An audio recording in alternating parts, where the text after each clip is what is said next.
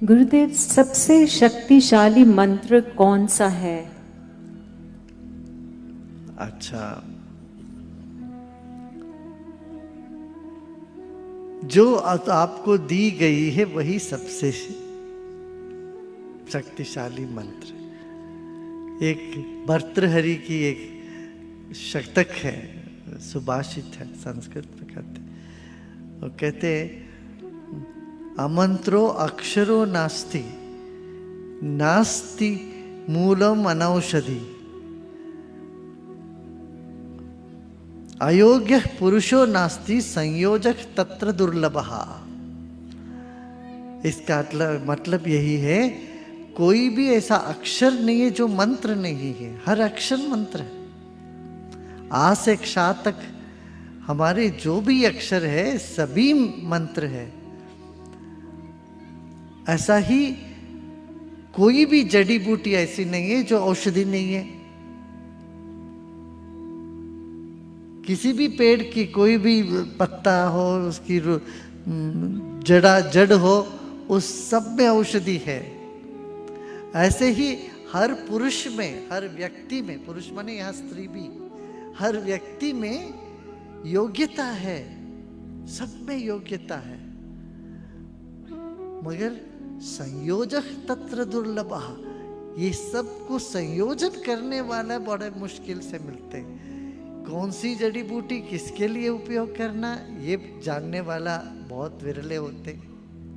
ऐसा नहीं कि जड़ी बूटी में औषधि नहीं है, उसमें औषधि का गुण है, पर कौन सा कब किसको देना है ये विरले जानते हैं। ऐसा ही हर व्यक्ति में कुछ ना कुछ योग्यता है, कुछ टैलेंट्स हैं, कुछ कुशलताएं हैं, और उसमें उनसे क्या काम लेना, कैसे उसको संयोजन करना, ये सबको नहीं आता। एक अच्छा सा कपड़ा सिलाने वाले को बोल दे कि तुम रसोईया का काम करो, और अच्छा खाना बनाने वालों को बोलो कि तुम गाड़ी चलाओ, तो उनकी एक्सपर्टीज जो है, उनकी विशेषता जिसमें है, उसमें उनको लगाना चाहिए। ऐसी संयोजक की कमी है। ऐसा ही मंत्रों में भी कुछ मंत्र है जो उग्र मंत्र है, कुछ मंत्र है जो सौम्य मंत्र है। हाँ, मगर हर अक्षर में, आ से क्षा तक हर अक्षर मंत्र है। और मंत्र कैसे बनता है? अक्षर जिन्होंने साधना करी वो दे तो वो मंत्र बनता है। इसलिए जब इनिशिएशन लेते हैं, दीक्षा लेते हैं, मंत्र दीक्षा, तब जो आपको मिला है वही सबसे पावरफुल मंत्र, ये समझ, ठीक है। वैसा देखा जाए तो ओम और ओम नमः शिवाय, वो तो मैं यही मंत्र बोलता, सबको बोलो ओम नमः शिवाय बोलो, ओम नमो नारायण बोलो। ये दो पंचाक्षरी और अष्टाक्षरी, एक्चुअली षडाक्षरी बोलते हैं। ओम को भी, ओम को षडाक्षरी 6 हो जाता है, फिर 8 होता है ओम नमो नारायण, ये सब है। फिर गायत्री मंत्र, इस तरह से हाँ, मंत्र तो है सब, मगर संयोजक करने वाले दुर्लभ है। हाँ। गुरुदेव, शिवरात्रि की रात को जागरण करने का क्या महत्व है?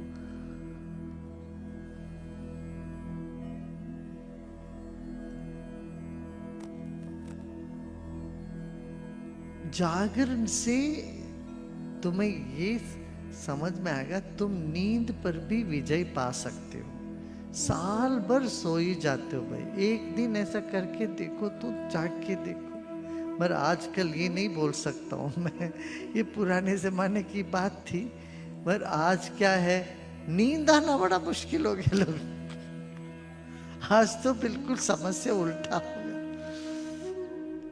रोज रोज शिवरात्रि हो रही है लोगों को, और चिंता सिर पे चढ़ जाती है, तो रोज ही जागरण हो जाता है। या कोई इंटरनेट में या कोई उसमें कोई सीरियल या मूवी में लग जाते हैं, तो बस किसी भी दिन शिवरात्रि हो सकता है, जागरण करते रहते।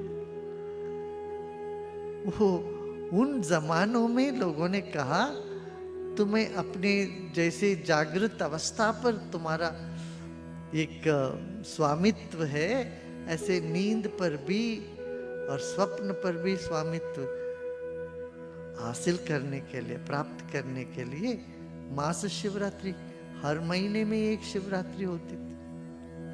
और हर महीने शिवरात्रि ना करो, 12 दिन साल में, कि एक दिन करके देखो, एक दिन करो, ये करते। आज भी जगराता उत्तर भारत में सब जगह जगराता होती, इधर भी होता है, दक्षिण में भी होते। शनिवार को कई लोग जागरण करते हैं। मानी वो अंदर की जागृति है। हमने उसको ये कहा कि ऐसा ले लिया कि सोना नहीं है, जगे रहना, ये समझ गए। नहीं, शिव तत्व के साथ जहां मुलाकात हुई, अंदर से तुम जाग उठे, तुम्हारी चेतना जाग उठती है, यही जागरण है। शिव के संपर्क में आते ही एक चेतना खिल उठता है, जाग जाता है।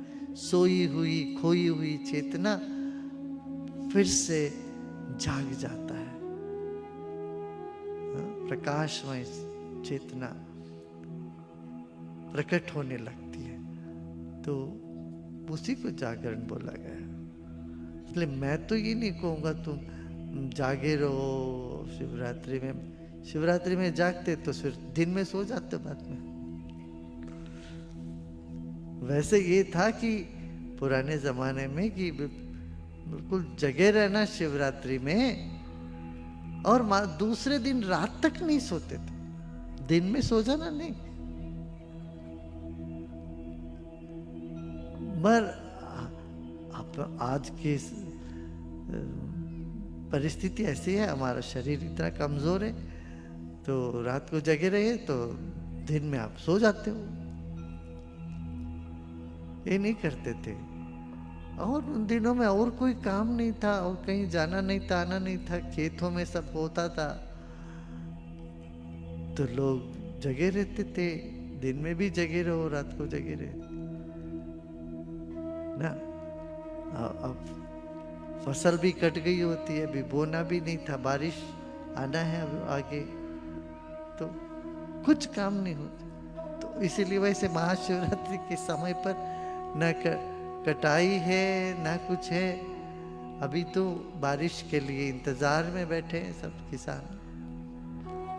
अरे बारिश होती है चैत्र के बाद वैशाख, फिर बीज बोते हैं, फिर चल के वो बड़ा होने लगता सब। तो इस तरह से पद्धतियां भी प्रकृति के अनुगुण, पद्धतियां भी प्रकृति के अनुसार ही बन करते रहे अपने यहाँ।